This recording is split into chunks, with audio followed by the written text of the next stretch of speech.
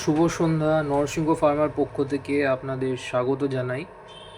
আজকের টপিক হচ্ছে কি কি কারণে আমাদের কিডনি রোগ বা কিডনি সমস্যা হতে পারে। আর জাস্ট কারণগুলো বলছি যেইগুলো আপনাদের সাহায্য করবে যে এই জিনিসগুলো যাতে আপনারা অ্যাভয়েড করেন।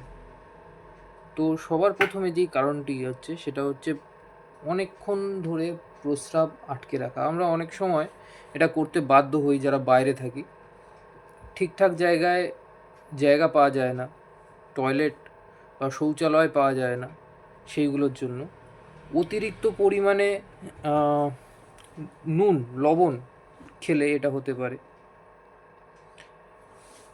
মার্কেটে যেসব পানীয় রয়েছে, পানীয় মানে পেপসি, কোলা, তারপর মাজা, লিমকা, স্প্রাইট, এগুলো খাওয়া উচিত নয়। ব্যথার ওষুধ যতটা পারবেন কম ব্যবহার করবেন।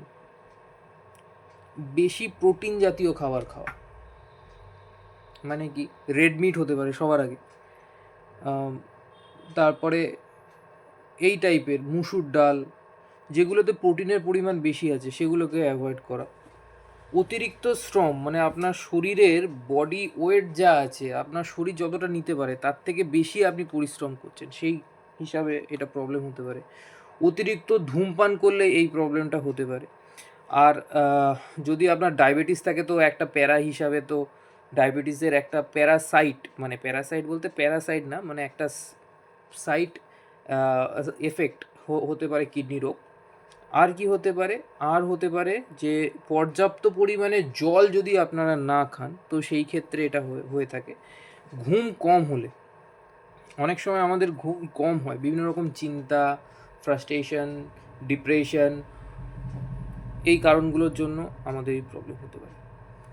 তো এই রকম ভিডিও পেতে আমার চ্যানেলটিকে সাবস্ক্রাইব করে পাশে থাকা বেল আইকনটিকে প্রেস করে দেবেন, যাতে এই রকম ভিডিও আবার আপনারা পেতে পারেন। নমস্কার।